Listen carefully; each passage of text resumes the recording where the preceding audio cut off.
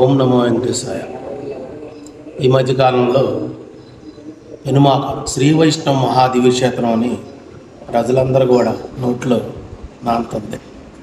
అంటే ప్రజలందరూ కూడా శ్రీ వైష్ణవ మహాదివ్యక్షేత్రం ఓహో పెనుమాకలో ఉంది, ఒకసారి వెళ్ళాలని ఎక్కువగా అనుకుంటున్నారు. అలాగే ఈ క్షేత్రానికి చాలామంది అలాగ తెలుసుకొని వస్తున్నారు.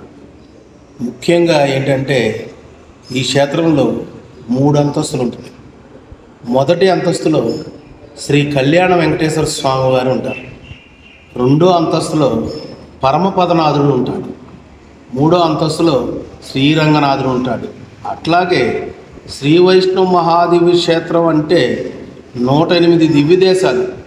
శ్రీ వైష్ణవుడు 108 చోట్ల వెలిచారు. ఆ 108 కూడా అక్కడికి వెళ్ళి చూడలేని వాళ్ళందరికీ కూడా ఈ దేవాలయంలో ఏర్పాటు చేశారు.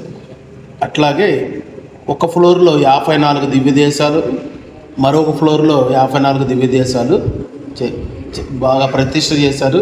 చాలా ప్రాముఖ్యం చెందింది. అట్లాగే శ్రీ వైష్ణవ మహాదివ్య క్షేత్రంలో ఇప్పుడు మొన్న జనవరి 1 నుంచి ఉదయాస్తమ సేవలు కూడా జరుగుతున్నాయి. ఈ ఉదయాస్తమ సేవలు అంటే తిరుమలలో ఉదయాస్తమ సేవలకి లక్షల కోట్లు ఖర్చు పెట్టినా లభించని అవకాశం ఈ శ్రీ వైష్ణవ మహాదివ్య క్షేత్రంలో ఉదయాస్తమ సేవలు పాల్గొనడానికి అందరికి కూడా అవకాశం కల్పిస్తున్నారు. అట్లాగే గత సంవత్సరం అంటే 2024 చైత్ర పౌర్ణమి నాడు అఖండ హనుమాన్ చాలీసా 24 గంటలు అంటే రాత్రిపూటలు కూడా ఉదయం 6 నుంచి రాత్రి 6 సాయంత్రం 6 వరకు, మళ్ళీ రాత్రి 6 నుంచి మళ్ళీ ఉదయం వరకు మొత్తం 24 గంటలు అఖండ హనుమాన్ చాలీసా 61 బృందాలతో ప్రతిరోజు ఇక్కడ జరుగుతుంది.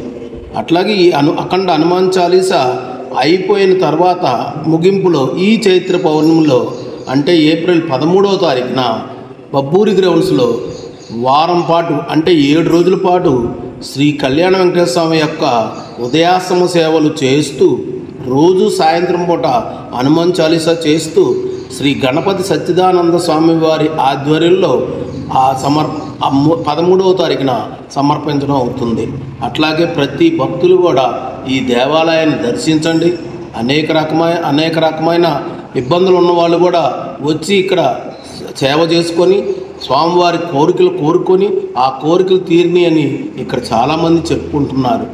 అది చెప్పుకోవడం వేరే, మీరందరూ కూడా ఈ దేవాలయం దర్శించండి.